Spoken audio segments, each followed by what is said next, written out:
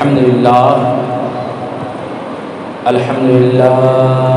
رب المشرقين ورب المغربين، والصلاة والسلام على جد الحسن والحسين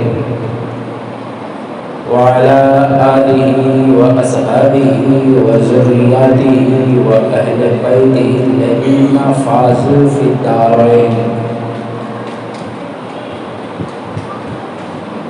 أما بعد، فأعوذ بالله من الشيطان الرجيم. بسم الله الرحمن الرحيم. سبحان الذي أسرى بعبده ليلا من المسجد الحرام إلى المسجد الأقصى. صدق الله مولانا العظيم، وصدق رسوله النبي الأمين المتين الكريم، ونحن على ذلك من الشاهدين والشاكرين، والحمد لله رب العالمين.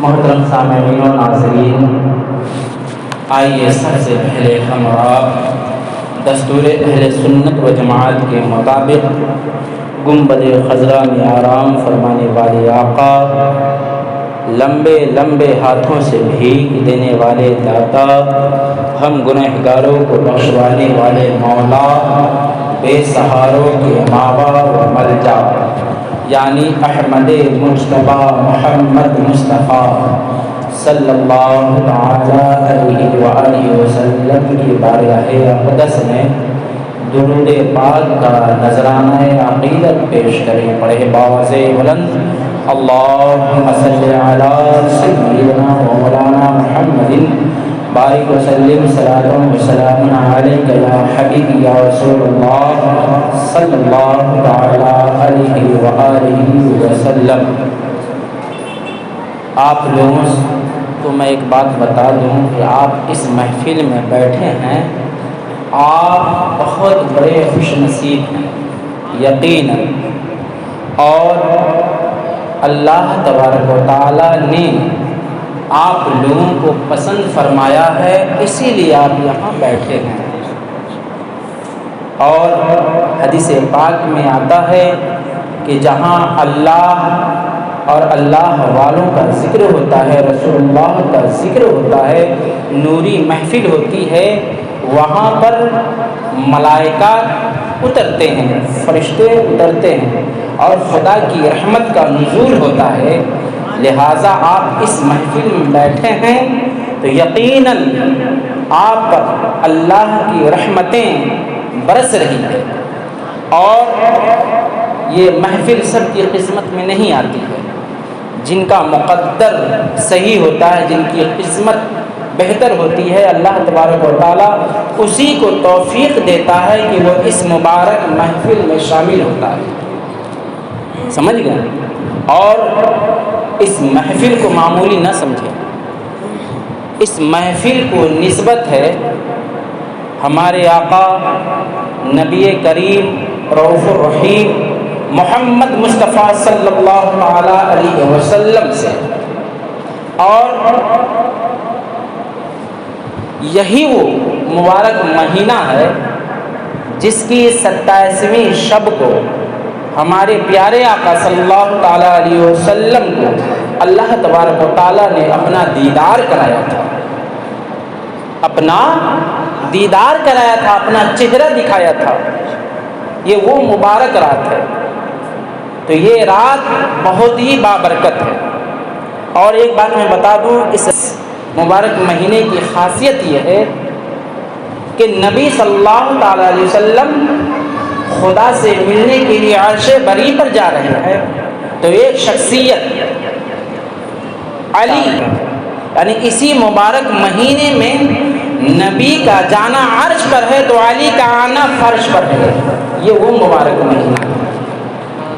اور اسی مہینے کی 27ویں شب کو میرے پیارے آقا صلی اللہ علیہ وسلم کو معراج ہوئی تھی، اللہ کا دیدار ہوا تھا. اور اسی رات میں ہم تمام مومنوں کے لیے جو سب سے بہتر، سب سے افضل عبادت ہے، جسے نماز کہا جاتا ہے، جو ابھی ہم لوگ فارغ ہوئے ہیں، یہ مبارک تحفہ ہم مسلمانوں کو، ہم مومنوں کو نبی پاک سرور کونین صلی اللہ علیہ وسلم کے ذریعے سے ہم تک پہنچے اسی رات۔ یہ وہی رات ہے جس میں ہم تمامی غلامان مصطفیٰ کو اللہ تبارک و تعالیٰ نے نماز جیسی عظیم عبادت سے نوازا، اور میرے پیارے آقا سرور کونین صلی اللہ تعالیٰ علیہ وسلم اسی مبارک رات میں سارے انبیاء کرام، کم و بیش 1,24,000 یا 2,24,000 انبیاء کرام ہیں، سارے انبیاء کرام کی امامت فرمائے، حتیٰ کہ آدم علیہ السلام بھی آپ کی ابتدا میں نماز ادا کی۔ تو یہ وہ مبارک مہینہ ہے، اور ہمارے پیارے آقا نبی کریم رؤوف الرحیم صلی اللہ تعالیٰ علیہ وسلم آخری نبی ہیں۔ جیسا کہ پیارے آقا صلی اللہ علیہ وسلم کی حدیث بات ہے، آپ فرماتے ہیں لا نبی بعدی، میرے بعد کوئی نبی نہ ہوگا۔ یہ حقیقت ہے کہ نبی پاک صلی اللہ تعالیٰ علیہ وسلم جب سب سے آخر میں تشریف لائے دنیا میں، لیکن آپ کا نور پاک اللہ تبارک و تعالیٰ نے تمام مخلوق سے پہلے پیدا فرمایا، جیسا کہ خود فرمان مصطفیٰ ہے کہ میں اس وقت بھی نبی تھا جس وقت حضرت آدم علیہ نبینا ابھی پانی اور مٹی کے درمیان ہی تھے، وہ بنے نہیں۔ تو یہ وہ مبارک رات ہے جس میں ہمارے آقا کو دیدار الہی، دیدار رب ہوا تھا، رب کا دیدار ہوا تھا۔ ایسے تو بے شمار نبیوں نے خواہش ظاہر کی کہ میں اپنی ماتھوں کی نگاہوں سے، اپنی آنکھوں سے اللہ کا دیدار کروں، لیکن سب کے بس کی بات نہیں۔ حضرت موسیٰ علیہ نبینا نے بھی خواہش ظاہر کی خدا سے کہ خدا پاک میں دیکھنا چاہتا ہوں، لیکن ان کے اندر وہ صلاحیت نہ تھی، خدا کو دیکھنے کی قوت نہ تھی۔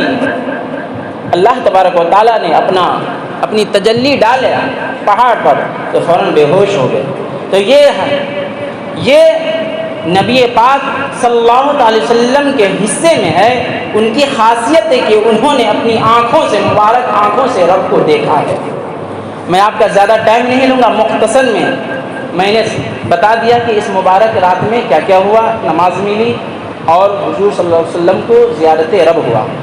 اب کچھ لوگوں کا اعتراض ہے کہ نبی پاک صلی اللہ علیہ وسلم چند لمحوں میں جسمانی حالت کے ساتھ سفر معراج کو طے فرمایا،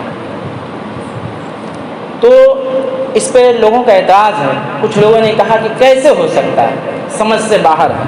تو میں صرف اس پوائنٹ کو میں آپ کے سامنے قرآن کے حوالے سے رکھ دوں گا تاکہ آپ کا ذہن فریش ہو جائے۔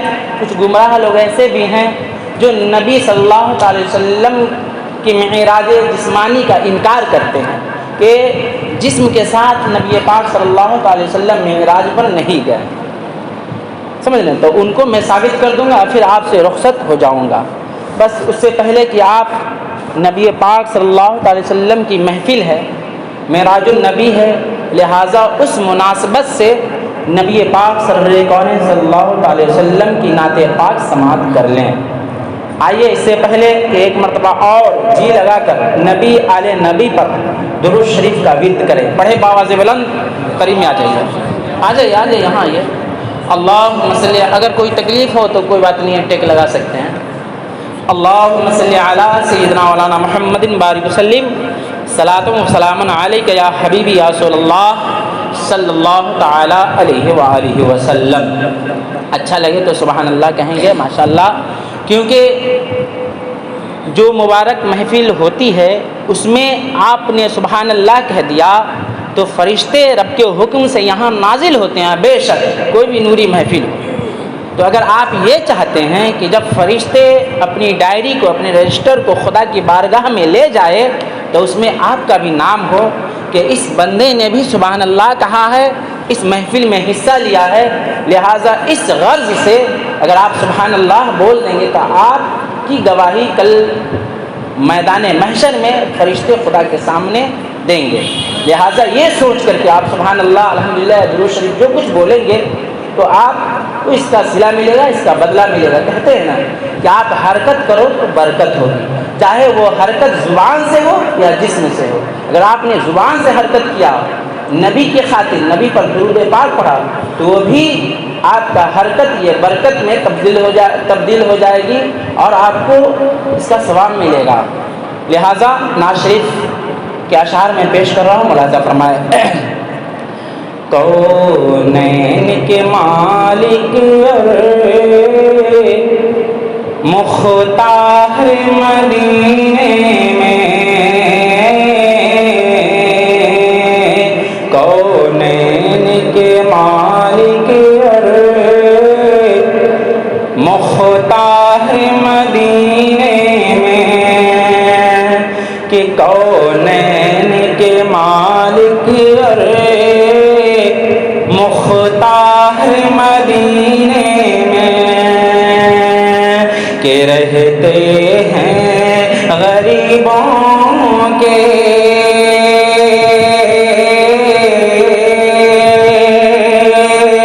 غم خار مدینے میں۔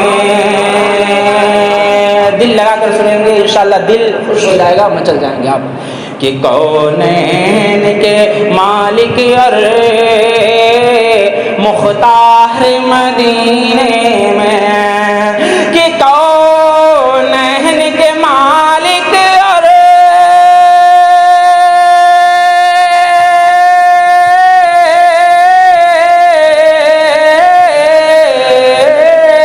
کونین کے مالک اور مختار مدینے میں، مختار مدینے میں رہتے ہیں غریبوں کے غم خار مدینے میں، رہتے ہیں غریبوں کے غم خار مدینے میں۔ اور یہ بھی شعر ملاحظہ فرمائے حضرات، بولیے سبحان اللہ، کہ ہر عاشق رسول کی تمنا ہوتی ہے، خواہش ہوتی ہے، دل میں یہ خواہش لے کر زندگی گزارتا ہے کہ کبھی حضور صلی اللہ علیہ وسلم کو اپنی آنکھوں سے دیکھ لوں، خواب میں ہی دیکھ لوں۔ اس کو ملاحظہ فرمائے ایک عاشق کی تمنا کیا ہوتی ہے، کہ مدت سے میرے دل میں دیدار کی حسرت ہے آقا، مدت سے میرے دل میں دیدار کی حسرت ہے، کہ مدت سے میرے دل میں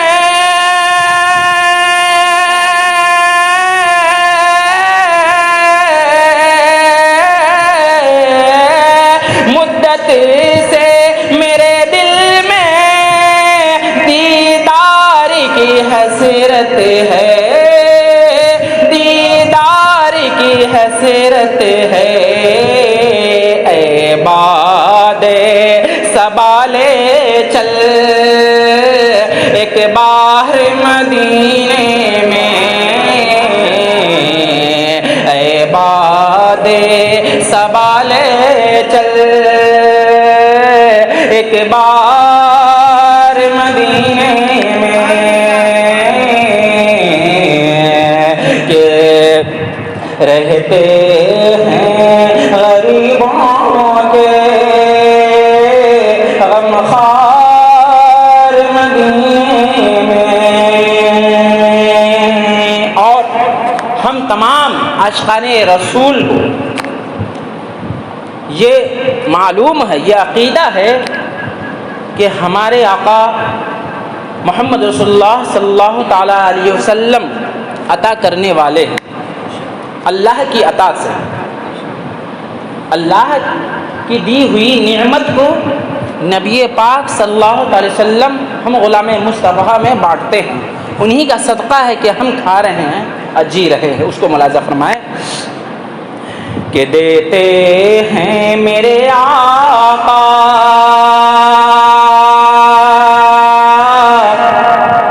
مانگو تو ذرا دل سے،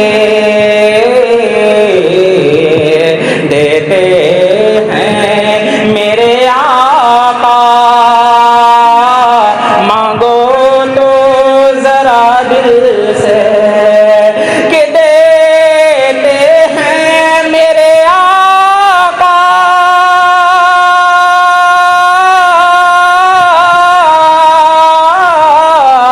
ارے دیتے ہیں میرے آقا، ارے مانگو تو ذرا دل سے،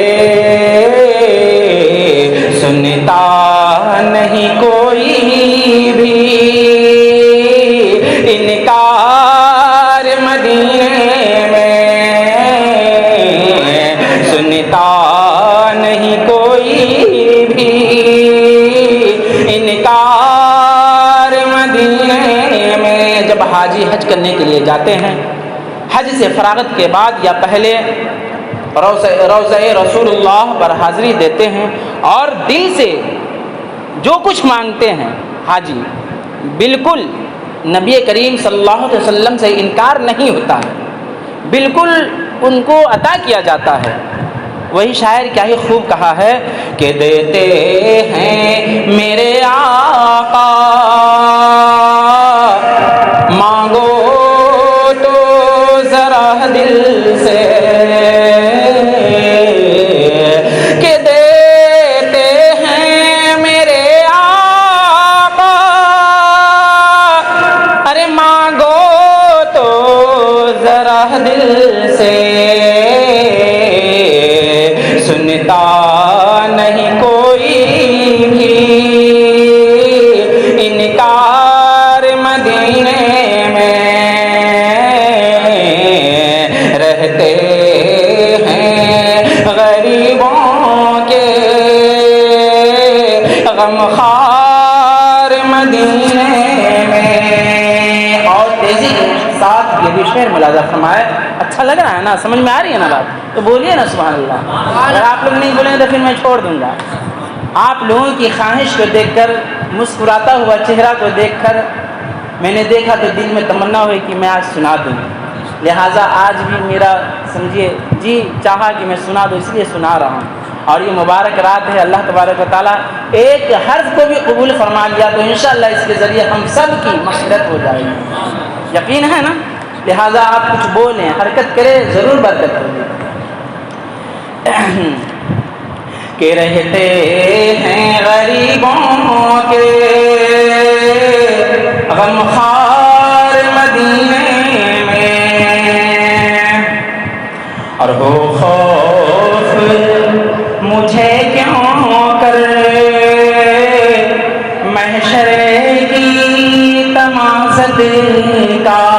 بے شک جو غلامان مصطفیٰ ہوتے ہیں، غلامان حسن و حسین ہوتے ہیں، غلامان پنجتن پاک ہوتے ہیں، انہیں محشر کی گرمی کا خوف نہیں ہوتا ہے، کیونکہ اللہ کے پیارے نبی اپنی نوری چادر میں، نوری کملی میں غلامان مصطفیٰ کو، غلامان حسن و حسین کو، غلامان پنجتن پاک کو چھپائے رہیں گے، تو ہمیں کیوں ڈر؟ لہٰذا اس کو ملاحظہ فرمائے کہ ہو خوف مجھے کیوں کر محشر کی تمازت کا۔ تمازت معنی ہوتی ہے گرمی، اس کا مطلب ہوتا ہے گرمی، کہ ہو خوف مجھے کیوں کر محشر کی تمازت کا، کہ ہو خوف مجھے کیوں کر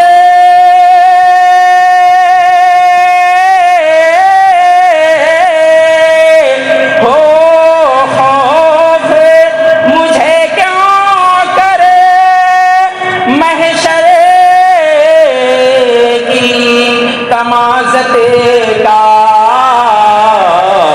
بخشش کے لیے جب ہیں سرکار مدینے میں، بخشش کے لیے جب ہیں سرکار مدینے میں، رہتے ہیں غلاموں کے غمخوار مدینے میں۔ آخری شعر ملاحظہ فرمائے حضرات کہ میں خاک مدینے کی دامن میں اٹھا لاؤں، ہر عاشق رسول کی تمنا ہوتی ہے کہ مدینے کی نسبت جس چیز کو ہو چکے وہ چیز اگر چاہے وہ خاک ہی کیوں نہ ہو، مٹی ہی کیوں نہ ہو، وہ اگر آ جاتی تو کیا مقدر ہوتا۔ اب کاش میں مدینہ پہنچ جاتا اور کوئی چیز وہاں کی پا جاتا تو کیا ہی قسمت پر ناز کرتا۔ اس کو ملاحظہ فرمائے کہ میں خاک مدینے کی دامن میں اٹھا لاتا، میں خاک مدینے کی دامن میں اٹھا لاتا، کہ میں خاک مدینے کی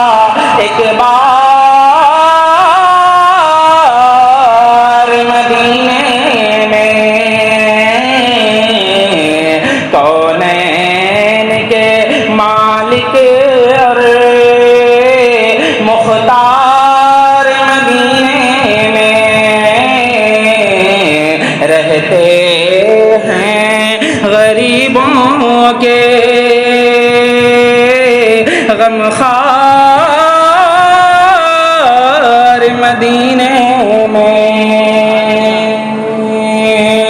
محبت کے ساتھ درود شریف پڑھے، اللہم صلی علی سیدنا مولانا محمد بارک وسلم، صلاۃ و سلام علیک یا حبیبی یا رسول اللہ صلی اللہ تعالی علیہ وسلم۔ عزیزان ملت اسلامیہ، اس لیے میں اکثر نعت شریف نہیں پڑھتا ہوں، کیونکہ میں خود پڑھتا ہوں تو میری یہ عادت ہے کہ میں خود کیف و سرور میں جھوم جاتا ہوں، کیونکہ نعت شریف ایک ایسی چیز ہے کہ اگر جی لگا کر سنا جائے نا تو آپ کی آنکھوں سے آنسو آ جائے، اور اگر آپ کی آنکھوں کا ایک قطرہ بھی ٹپک پڑا تو سمجھیے کہ آپ کی بخشش ہے انشاءاللہ۔ ویسے تو ہے ہی ہے بخشش، کیونکہ دل نے پکار دیا، اگر دل کو اچھا لگا تو حضور صلی اللہ علیہ وسلم ضرور پسند فرمائیں گے، کیونکہ حضور کی نعت ہو رہی ہے، حضور کی تعریف ہو رہی ہے، اور اللہ تبارک و تعالیٰ نے حضور کے صدقے ہی پوری دنیا کو، پوری کائنات کو عدم سے وجود بخشا۔ پہلے کچھ نہیں تھا، حضور کے صدقے یہ دنیا بنی، ساری چیزیں بنی، یہ حضور کا صدقہ ہے، سمجھ رہے ہیں۔ خطبہ مسنہ کے بعد میں نے ایک بہت ہی مشہور معروف آیت کریمہ کی تلاوت کرنے کا شرف حاصل کیا۔ اللہ تبارک و تعالیٰ قرآن عظیم میں ارشاد فرماتا ہے، سبحان الذی اسری بعبدہ لیلا من المسجد الحرام الی المسجد الاقصی۔ اس کا مطلب یہ ہوتا ہے کہ پاک ہے وہ ذات۔ کون ذات پاک ہے؟ اللہ کی ذات۔ اللہ اپنی طرف اشارہ فرما رہا ہے کہ پاک ہے وہ ذات، یعنی پاک ہے وہ رب جو لے گیا راتوں رات اپنے بندے کو مسجد حرام سے مسجد اقصی تک، یہ آیت کریمہ نبی پاک صلی اللہ تعالی علیہ وسلم کی معراج مبارک کے بارے میں ہے. اب اس میں غور کرنا ہے، بس تھوڑی دیر، زیادہ وقت نہیں لوں گا. پوائنٹ کی بات، کیونکہ آپ تو بے شمار علماء کرام سے سنتے ہوئے آ رہے ہیں کہ حضور صلی اللہ علیہ وسلم پہلے آسمان پہ، چوتھے آسمان پہ گئے، پھر ساتویں آسمان پہ سارے یہ ملائکہ سے ملاقات ہوئی، جبریل امی آئے براق لے کر کے، براق کی قسمت بڑی ہو گئی. بے شک حقیقت ہے، حضرت جبریل امی جا کر کے تھک گئے، اس سے آگے نہ بڑھ سکے، کیونکہ ان کو ڈر تھا کہ آگے میں بڑھوں گا تو میرے پر جل جائیں گے. لیکن نبی کی وہ ذات ہے جو اس سے بھی آگے گئے، لامکان تک گئے. یہ تو بے شمار علماء کرام سے سنتے آ رہے ہیں، لیکن میں نئی بات بتاتا ہوں. دیکھیے، اللہ تبارک و تعالیٰ نے جب آیت کریمہ نازل فرمائی تو سب سے پہلے لفظ سبحان کا ذکر فرمایا. اس پہ غور و فکر کریں گے تو بے شمار حکمتیں آپ پر روشن ہوں گی، بے شمار حکمتیں سمجھ میں آئے گی کہ آخر اللہ تبارک و تعالیٰ لفظ سبحان ہی کیوں ارشاد فرمائے کہ پاک ہے وہ ذات، سبحان پاک ہے وہ ذات جو لے گئی راتوں رات اپنے بندے کو مسجد حرام سے مسجد اقصیٰ تک. اس میں حکمتیں ہیں. اس میں حکمتیں یہ ہیں کہ لے جانے والی ذات اللہ کی ذات ہے، اور نبی کریم صلی اللہ تعالی وسلم کا سفر معراج جو رب کا دیدار کرنے کے لیے آپ تشریف لے گئے براق کے ذریعے سے، تو مسجد حرام سے شروع ہوا. آپ کو معلوم ہے کہ جب آپ سفر فرما رہے تھے تو سفر کے دوران پہلا آسمان ہے، دوسرا آسمان ہے، تیسرا آسمان ہے، چوتھا آسمان ہے، اور پانچواں ہے، چھٹا ہے، ساتواں، 7 آسمانیں ہیں. اور اس کی موٹائی اتنی ہے کہ اگر تیز گھوڑا سے 5100 سال بھی تیز رفتار سے دوڑا جائے تو وقت کم پڑ جائے گا ایک آسمان کی مسافت کو طے کرنے میں. ایک آسمان کی موٹائی کو طے کرنے میں اتنا وقت لگے گا. اور نبی صلی اللہ علیہ وسلم چند لمحوں میں گئے اور پھر واپس آ گئے. تو یہ عقل انسانی یہ کہتی ہے، اور لوگوں کا اعتراض بھی ہو سکتا ہے کہ جب آپ 100 کلو 200 کلومیٹر 500 کلومیٹر جائیں گے تو آکسیجن جو ہوا ہے وہ بند ہو جائے گی. یہ حقیقت ہے، کیونکہ آپ دنیا میں موجود ہے، ابھی اس مسجد میں اشرفیہ جامع مسجد میں موجود ہیں، تو آپ سانس کس طرح لے رہے ہیں؟ کیونکہ اللہ تبارک و تعالیٰ نے آکسیجن پیدا فرمایا ہے، ہوا پیدا فرمایا، اس ہوا کو آپ اندر لیتے ہیں، باہر کرتے ہیں، تب آپ زندہ ہیں. اگر یہ آکسیجن اچانک اللہ بند فرما دے گا تو پھر کوئی زندہ نہیں رہ پائے گا. تو 200 کلومیٹر 400 کلومیٹر جو بھی ہو، اس کے اوپر آکسیجن بند ہے. کہ میں نہیں کہتا، سائنس نے بھی کہا ہے. تو پھر یہ کیسے ممکن ہو سکتا ہے کہ حضور صلی اللہ تعالی وسلم ایک آسمان تو چھوڑو، پورے 7 آسمان کے پار، اس میں بے شمار آئیں گی رکاوٹیں، سردی آئے گی، گرمی آئے گی، ہوا آئے گی، تمام چیزیں آپ کو جانے سے رکاوٹ دے رہی ہے. سب سے بڑی بات ہے کہ وہاں آکسیجن بند ہے. تو پھر نبی صلی اللہ علیہ وسلم کیسے گئے وہاں، کیسے زندہ رہے؟ تو اسی لیے لفظ سبحان کو ارشاد فرمایا کہ پاک ہے وہ ذات جو لے گئی راتوں رات. کہ اعتراض کرنے والوں، نبی کے معراج پر سوال قائم کرنے والوں، سن لو، وہ ذات ہے جو نبی کو لے گئی، جس نے زمین کو بھی بنائی، جس نے آسمان کو بھی پیدا کیا، جس نے ہواؤں کو بھی پیدا کیا، جس نے فضاؤں کو بھی پیدا کیا، دنیا کی تمام چیزوں کو پیدا فرمایا. تو جس نے پیدا کیا، اب وہی ذات نبی کو معراج کے لیے لے جا رہی ہے. تو اب کس کی مجال ہے रब ले जाए और वो रुकावट बन जाए, वो ज़ात पाक ज़ात ले जाए, आसमान रुकावट बन जाए। आसमान की क्या औकात कि अल्लाह ले जाए और वो रास्ता रोक दे। हवाओं की क्या औकात कि अल्लाह ले जाए और वो नबी को मेराज पर जाने से रोक दे। आसमानों की क्या औकात कि अल्लाह ले जाए और वो रोक दे। इसीलिए अल्लाह ने इशार फरमाया सुबहानल्लज़ी, कि पाक है वो ज़ात जो ले गई रातों रात। जब ज़ात पाक है, अल्लाह ने सारी चीज़ों को बनाई, अल्लाह की पैदा करदा हुई चीज़ है, तो खुद अल्लाह ले जाने वाली है, वो ज़ात अल्लाह की ज़ात ले जाने वाली है। तो अब दुनिया की कोई भी चीज़ नबी पाक सल्लल्लाहु अलैहि वसल्लम को मेराज में जाने से रोक नहीं सकती। अगर आप किसी इंसान के बारे में कहते कि फलां ने ले गया, तो कह सकते हैं कि कैसे जा सकता, मुमकिन नहीं। तो अल्लाह की ज़ात है, अल्लाह ने जिस चीज़ को पैदा किया है, अब वो चीज़ की हिम्मत नहीं है कि अल्लाह ले जाए और वो बीच में रुकावट बन जाए। एक तो बात ये है, इसलिए लफ्ज़ सुबहान को जिक्र फरमाया। अब देखिए आगे जाइए, सुबहानल्लज़ी असरा बिअब्दिही लैलन मिनल मस्जिदिल हराम। इसमें अब्देही आया है कि पाक है वो ज़ात जो ले गई रातों रात अपने बंदे को। देखिए अल्लाह तबारक व तआला ले जा रहा है नबी को, हमारे रसूल को, और इशाद हो रहा है बंदे को। होना तो ये चाहिए, ले अब्दिही की जगह ले नबी ही होना चाहिए कि पाक है वो ज़ात जो ले गई रातों रात अपने नबी को मस्जिद हराम से मस्जिद अक्सा तक।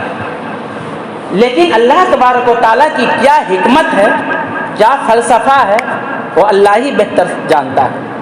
हम आज शुमा के बस की बात नहीं।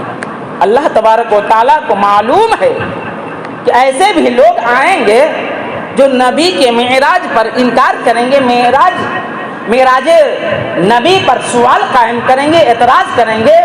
इसीलिए अल्लाह तबारक व तआला ने ले नबी यही बेनबी यही ना फरमा करके अब्देही का लफ्ज़ इस्तेमाल फरमाया है कि पाक है वो ज़ात। समझ में आ रही है ना, पाक है वो ज़ात जो ले गई रातों रात अपने बंदे को मस्जिद हराम से मस्जिद अक्सा तक। मैं ये कह रहा हूँ कि अल्लाह फरमा रहा है कि बंदे को ले गया, लेकिन यहाँ बंदे क्या, नबी जानते, नबी कहना चाहिए, बंदे क्यों कहे, उसके बारे में बता रहा हूँ। समझिए, कोशिश कीजिए समझने कि आखिर ऐसा क्यों कहा गया। देखिए नबी पाक सल्लल्लाहु अलैहि वसल्लम बेशक मिराज पर गए, ले नबी यही अगर उस आयत करीमा में इस्तेमाल होता तो बहुत बड़ा प्रॉब्लम हो सकता था, हो जाता यकीनन, जैसा कि अभी माहौल चल रहा है मतलब कि दुनिया का। जी, दूसरे नबी का भी नाम डाल देते। प्लस ये है कि जिस्मानी मेराज का तो अभी इनकार ही कर रहे हैं, और ज़्यादा उनको सबूत मिल जाता कुरान से, क्योंकि कुरान में वो ये कहता कि देखो अल्लाह तबारक व तआला ने इरशाद फरमाया ले नबी यही बेनबी यही, जो कुछ कहें कि अपने नबी को, नबी होने के लिए जिस्म का होना ज़रूरी नहीं है। जैसा कि खुद अल्लाह तबारक व तआला के प्यारे रसूल ने इरशाद फरमाया कि मैं उस वक्त भी नबी था जिस वक्त हज़रत आदम आला नबी याना मिट्टी और पानी के दरमियान में थे, यानी हज़रत आदम अलैहिस्सलाम का वजूद ही नहीं था, नामो निशानी नहीं था। उस वक्त भी हमारे प्यारे आका नबी थे। लेकिन कोई कह सकता कि जिस्म था, जिस्म नहीं, सिर्फ नूर था, तो कोई एतराज़ कर सकता था कि देखो कुरान में आया है नबी यही, लिहाजा नबी यही आया है, तो इसके लिए ये कोई ज़रूरी नहीं कि नबी जिस्म जिस्मानियत के साथ गए हो अल्लाह को देखने, बल्कि ख्वाब में भी जा सकते हैं। तो उसी एतराज़ को ख़त्म करने के लिए अल्लाह तबारक व तआला ने अब्देही का लफ्ज़ इस्तेमाल फरमाया।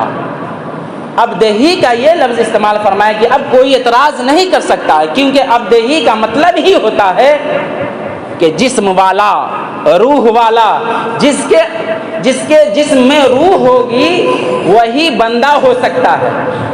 समझ रहे हैं, वही बंदा हो सकता है। तो एक ये एतराज़ का जवाब मिल रहा है, इसीलिए हिकमत है इसमें। तो अल्लाह तबारक व तआला ने नबी ही نہ فرما کر عبدہی فرمایا، تاکہ لوگوں کا منہ بند ہو جائے، لوگ یہ اعتراض نہ کر سکے کہ نبی خواب میں گئے تھے، نبی جسم کے ساتھ نہیں گئے تھے۔ ہم سنیوں کا عقیدہ ہے، ہم اہل سنت ہیں، کٹر اہل سنت ہیں، سمجھ رہے ہیں؟ تو ہم لوگوں کا یہ عقیدہ ہے کہ نبی صلی اللہ تعالی علیہ وسلم اپنے جسم کے ساتھ اللہ کا دیدار فرمایا ہے، اللہ کو اپنی آنکھوں سے دیکھا ہے، خواب میں نہیں، سمجھ رہے ہیں؟ اور دوسری بات دیکھیے، اللہ تبارک و تعالی نے نبی پاک صلی اللہ علیہ وسلم کو معراج کرائی ہے، بالکل صحیح ہے۔ اب یہ ضروری ہے کہ جو چیز، جو شخصیت لے جانے والی ہے، وہ شخصیت اور جس کو لے جایا جا رہی ہے اس کے اندر بھی یہ قوت ہو جانے کی، جیسے اللہ تبارک و تعالیٰ قادر ہے کہ میں نبی کو اپنے پاس بلا کر اپنا دیدار کراؤں، اللہ کے اندر اتنی طاقت ہے، اتنی قوت ہے، بے شک یہ ایمان ہے ہمارا، تو پھر یہ بھی ماننا پڑے گا کہ اتنی قوت بھی ہو نبی کے اندر جو جا سکے، کیونکہ سب کے بس کی بات نہیں ہے۔ حضرت موسیٰ علیہ نبی انا نے بھی خواہش ظاہر کی، لیکن اللہ کی ذات تو ہے، دکھانے کے لیے تیار تھی اللہ کی ذات، لیکن حضرت موسیٰ میں وہ قوت، وہ صلاحیت نہ تھی کہ وہ اللہ کو دیکھ پاتے، لہٰذا یہ ضروری ہوا کہ جو دکھانے والے ہیں، جو دکھانے والی، جو ذات دکھانے والی ہے، تو ان کے اندر جتنی طاقت ہو تو اس طرح جانے والے کے اندر بھی جانے کی طاقت ہو۔ یہ بتائے، آپ اگر کاغذ کا ٹکڑا ہاتھ پر رکھیں اور پوری طاقت سے آپ پھینکیں اوپر تو کتنا دور جائے گا؟ بہت کم جائے گا، کیونکہ وہ ہلکا ہے۔ اور ایک پتھر رکھیں اور اس کو پوری طاقت سے پھینکیں تو وہ کتنا اوپر جائے گا؟ کاغذ سے زیادہ اوپر جائے گا، کیونکہ اس کے اندر جانے کی صلاحیت ہے، لیکن کاغذ کے اندر جانے کی صلاحیت نہیں ہے۔ آپ کے اندر وہ طاقت ہے کہ ہم 100 میٹر اوپر پھینک دیں گے، تو جس کو پھینکا جائے گا اس کے اندر بھی یہ طاقت، یہ قوت ضروری ہے کہ وہ بھی، اس کے اندر بھی یہ طاقت اور یہ قوت ہو کہ وہ بھی جا سکے۔ اگر اس کے اندر قوت نہیں ہے تو پھر وہ چیز نہیں جا سکتی ہے۔ اسی طرح سمجھ لیں کہ اللہ تبارک و تعالیٰ کے اندر وہ قوت ہے کہ اپنے محبوب کے اپنے محبوب کو اپنے پاس بلائے، تو نبی پاک کے اندر بھی وہ طاقت ہے کہ وہ جانے کی طاقت رکھے، وہ جا سکے۔ اگر طاقت نہ ہوتی تو نہ جا پاتے۔ لہٰذا اتنا ہی پہ میں بس کرتا ہوں، زیادہ ٹائم نہیں لوں گا، آپ لوگوں کو بھوک لگی ہوگی، مؤذن صاحب بھی چلے گئے ہیں، انتظار کرتے کرتے اللہ تبارک و تعالی ہم سبھی کے محفل کو قبول فرمائے، اور ہم جو لوگ حضور صلی اللہ علیہ وسلم کی محفل میں بیٹھے ہیں، اللہ تبارک و تعالی اس نورانی و عرفانی محفل کے طفیل اور بیٹھنے کے طفیل اللہ تبارک و تعالی ہماری مغفرت فرمائے، ہمارے والدین، آبا و اجداد، دادا دادی، نانا نانی سب کی مغفرت فرمائے، آمین ثم آمین۔ اور جن بھائیوں کے والد والدہ باحیات ہیں تو اللہ تبارک و تعالی ان کے والد والدہ کی عمر میں برکت عطا فرمائے۔ وما علینا الا البلاغ۔ السلام علیکم ورحمۃ اللہ تعالی وبرکاتہ۔ اے شہنشاہ مدینہ الصلاۃ والسلام، زینت عرش معلا الصلاۃ والسلام، زینت عرش معلا الصلاۃ والسلام، رب هب لی امتی کہتے ہوئے پیدا ہوئے، رب هب لی امتی کہتے ہوئے پیدا ہوئے، حق نے فرمایا کہ بشا، رب نے فرمایا کہ بشا، الصلاۃ والسلام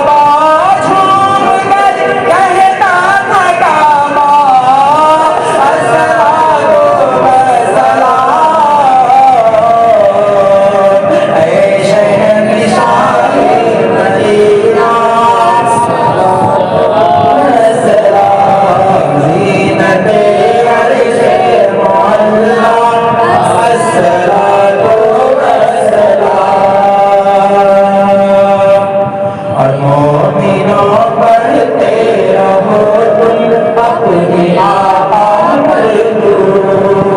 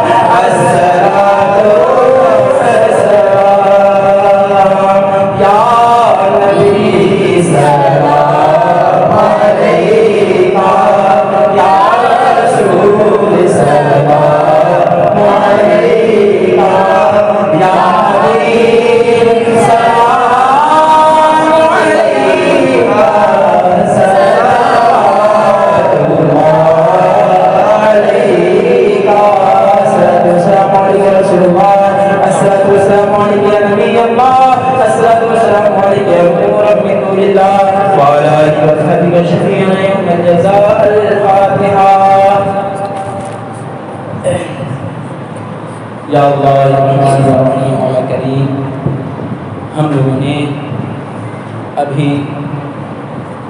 صلاۃ والسلام کا نذرانہ عقیدت پیش کیا ہے مولا، نعت خالی ہوئی ہے، درود خالی ہوئی ہے، سبحان اللہ الحمدللہ کا ورد ہوا ہے، قرآن مقدس کی آیت کریمہ کی تلاوت ہوئی ہے مولا، ان سب چیزوں کو اپنے بار خیالیہ میں قبول و مقبول فرما مولا، ان ساری چیزوں کو سب سے پہلے آقا کی بارگاہ میں پیش مولا قبول فرما مولا، آقا کے خیر جملہ انبیاء کرام جملہ رسول اللہ اعظام کے روح طیبہ کو پیش مولا قبول فرما مولا، حضور صلی اللہ علیہ وسلم کے والدین کریمین ان کے آبا و اجداد کی بارگاہ میں پیش مولا قبول فرما مولا، حضور کی پیاری شہزادی طیبہ طاہرہ عابدہ ظاہرہ سیدہ فاطمہ سلام اللہ علیہ کی بارگاہ میں پیش مولا قبول فرما مولا، اسے میں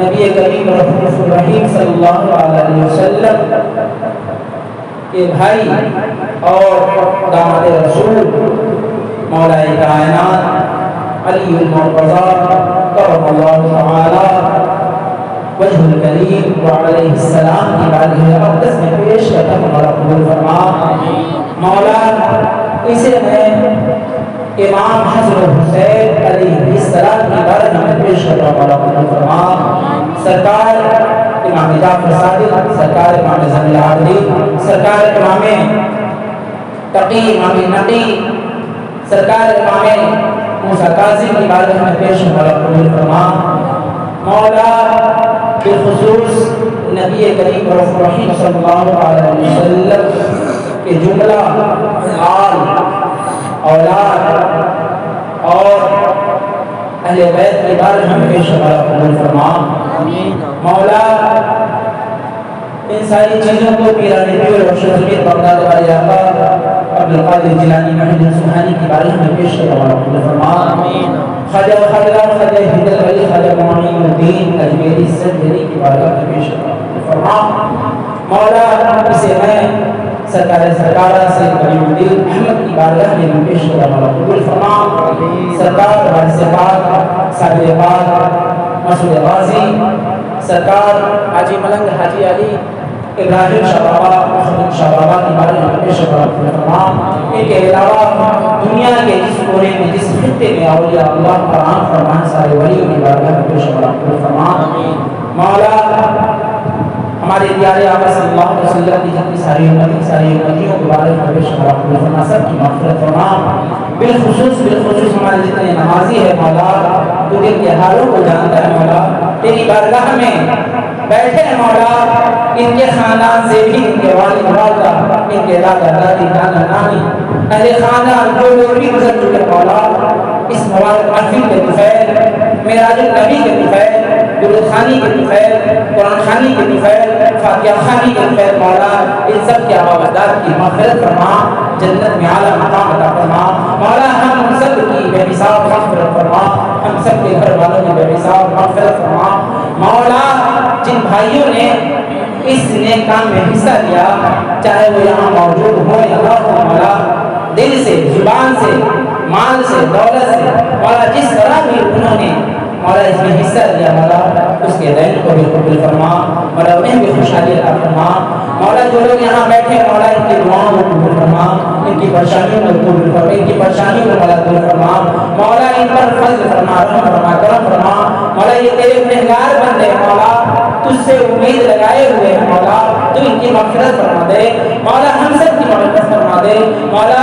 ہم تجھ سے امید لگائے مولا، آج مبارک رات ہے مولا، اپنے حبیب کے طفیل مولا، ہم سب کی مغفرت فرما دے، ہم سب کے مردوں کی مغفرت فرما دے مولا، ہم سب کی زندگی میں خوشحالی نصیب فرما، دارین کی نعمتوں سے مالا مال فرما مولا، دارین کی برکتوں سے مالا مال فرما، دارین کی عظمتوں سے مالا مال فرما مولا، دونوں جہاں میں دین و دنیا میں مولا سرخروی عطا فرما، کامیابی عطا فرما مولا، دنیا میں مولا نیک اعمال کرنے کی توفیق عطا فرما، اور دنیا سے جب اٹھا مولا تو ایمان کے ساتھ اٹھا مولا۔ آخری دعا ہے، آخری تمنا ہے کہ مولا ہم سب کا خاتمہ بالخیر فرما، مرنے سے قبل تم مجھے خضرہ کی زیارت نصیب فرما، حج بیت اللہ کی توفیق فرما مولا۔